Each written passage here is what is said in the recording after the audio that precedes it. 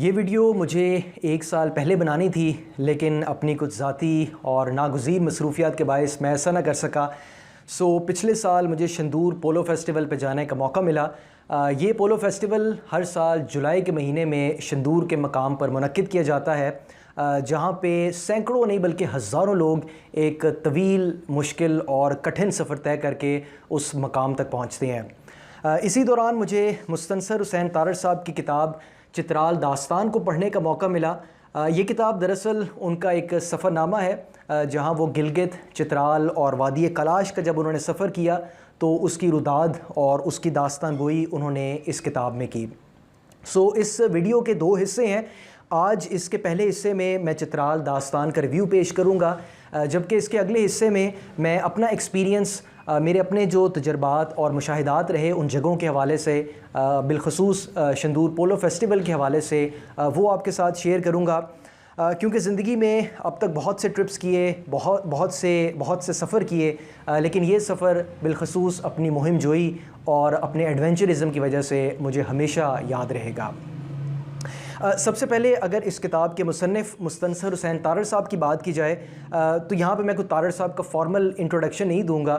کیونکہ اس چینل پہ گاہے بگاہے وقتاً فوقتاً تارڑ صاحب کا ذکر ہوتا رہتا ہے۔ بس میری دعا ہے کہ اللہ انہیں لمبی اور صحت مند زندگی عطا فرمائے، اور شدید خواہش ہے کہ ایک دفعہ ان سے ان پرسن اور دست و بستہ ملاقات ضرور ہو سکے۔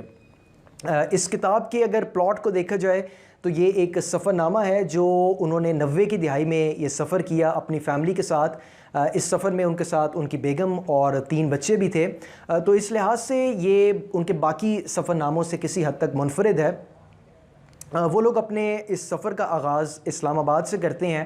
جہاں وہ سب سے پہلے ایبٹ آباد پہنچتے ہیں، اور پھر ایک شاہکار اور ایک عجوبہ جس کا نام ہے قراقرم ہائی وے، اس کے ذریعے سے وہ گلگت پہنچے۔ گلگت کے بعد وہ چترال گئے، اور چترال کے بعد وادی کلاش پہنچے، اور وہاں پہ جا کے ان کا یہ سفر اختتام پذیر ہوا۔ اب اپنے اس طویل سفر کے دوران وہ بہت سی مختلف وادیوں سے گزرے، بے شمار جگہوں سے گزرے، لیکن جن جگہوں کا انہوں نے ذکر بالخصوص اس کتاب میں کیا ہے اس میں سب سے پہلے ہے وادی گوپس۔ یعنی جب آپ گلگت سے چترال کی جانب جاتے ہیں تو وادی گوپس سب سے پہلے راستے میں آتی ہے، پھر وادی یاسین ہے، اور اس کے بعد پھنڈر ویلی آتی ہے، اور پھر وہ شندور کا مقام آتا ہے جہاں پہ ہر سال پولو فیسٹیول منعقد کیا جاتا ہے، اور یہ فیسٹیول پچھلی کئی دہائیوں سے لگاتار متواتر منعقد کیا جا رہا ہے۔ اس کے بعد ایک جگہ آتی ہے جس کا نام ہے مستوج۔ پھر تارڑ صاحب ترچ میر کے پاس پہنچتے ہیں، پھر وہ چترال شہر گئے، اور آخر میں وادی کلاش پہنچے اور اپنا سفر انہوں نے مکمل کیا۔ تارڑ صاحب کے دوسرے سفر ناموں کی طرح اس سفر نامے میں بھی آپ کو ایک آوارگی اور پراسراریت نظر آئے گی، اور خاص طور پہ ان کے ہاں جو ایک حص مزاح ہے، حص ظرافت ہے، وہ آپ کو جگہ جگہ پھیلی ہوئی نظر آتی ہے۔ آوارگی اس وجہ سے کہ تارڑ صاحب بارہا دفعہ یہ کہتے سنے گئے کہ اصل سفر کا آغاز ہوتا ہی تب ہے، یا اصل سفر کا آغاز ہوتا ہی وہاں سے ہے جہاں پہ سڑک کا اختتام ہوتا ہے۔ تو وہ ہائکنگ، ٹریکنگ اور کیمپنگ وغیرہ پہ بہت زیادہ انحصار کرتے تھے، جس کی وجہ سے وہ ان مقامات تک پہنچ پاتے تھے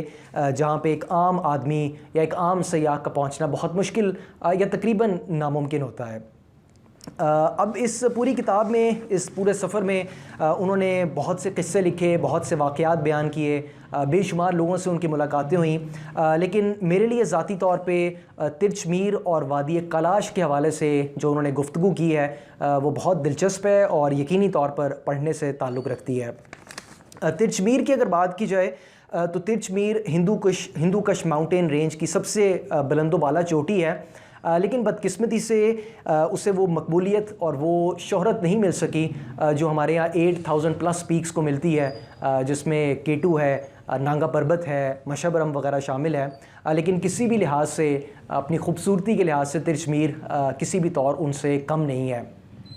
پھر وہ اس پہاڑ سے جڑی ان فوکلورز کا ذکر کرتے ہیں، دیو مالائی کہانیوں کا بیان کرتے ہیں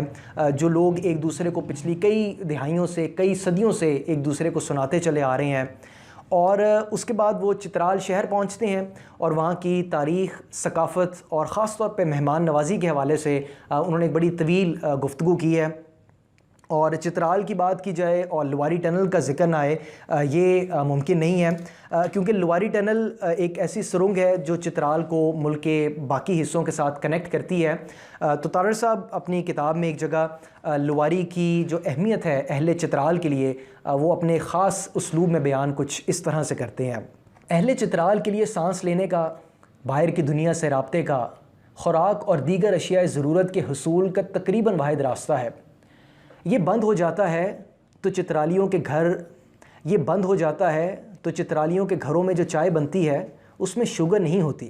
ان کے چولہے سرد ہونے لگتے ہیں، مشینیں تھم جاتی ہیں، ان کے دل تھم جاتے ہیں۔ لاہور، پشاور، کراچی یا کوئٹہ میں رہنے والا کوئی شخص قطعی طور پر ایک چترالی کی اس بے بس تنہائی کی بے چارگی سے آگاہ نہیں ہو سکتا کہ اس کے چاروں جانب راستے کھلتے ہیں، وہ جب جی چاہے پاکستان کے ہر قصبے، ہر گاؤں تک رسائی حاصل کر سکتا ہے، ہر قصبہ، ہر گاؤں اس تک آ سکتا ہے۔ چترالیوں کے پاس یہ اختیار نہیں ہے۔ اعتماد دم توڑ دیتا ہے جب باہر کی دنیا سے وہ مکمل طور پر کٹ جاتے ہیں۔ اسی لیے لواری ان کے لیے ایک زندگی بخش مذہب کی طرح مقدس ہے، اور لواری سرنگ ان کے لیے اسرائیلیوں کے من و سلوہ سے کہیں زیادہ اہم ہے اور ان کے ایمان کا ایک جز ہے۔ شہر چترال کے بعد وہ وادی کالاش میں پہنچتے ہیں، اور کتاب کے آخری حصے میں انہوں نے کالاش کی ثقافت اور وہاں کے کلچر کے حوالے سے بھی ایک بڑی طویل گفتگو کی ہے۔ اور ہمارے ہاں بدقسمتی سے کالاش کے لوگوں کے حوالے سے جو ایک اسٹیریوٹیپیکل سوچ پائی جاتی ہے، تارڑ صاحب نے قطعی طور پہ اس کی مخالفت کی ہے، اس کو رد کیا ہے، اور کالاش کے لوگوں کو صوفی منش اور صوفی پرور قسم کے لوگوں سے تشبیہ دی ہے۔ یہاں پہ میں ایک اور بات کرنا چاہوں گا کہ ہمارے ہاں چیزوں کا اور جگہوں کا موازنہ بہت کیا جاتا ہے۔ تو اگر آپ گلگت اور چترال کو دیکھیں تو ان دونوں جگہوں کا کلچر، یہاں کی ثقافت، یہاں کے لوگ، ان دونوں جگہوں کا لینڈسکیپ، یہاں کی زبان بہت ایک دوسرے سے مختلف ہیں۔ لیکن تارڑ صاحب کا کمال یہ کہ انہوں نے کسی ایک جگہ کو دوسری پر ترجیح نہیں دی،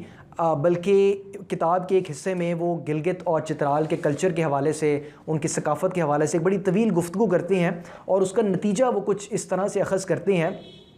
کہ ان دونوں وادیوں کی درینہ مخاصمت اپنی جگہ، لیکن میں تو کوہ نورد ہوں،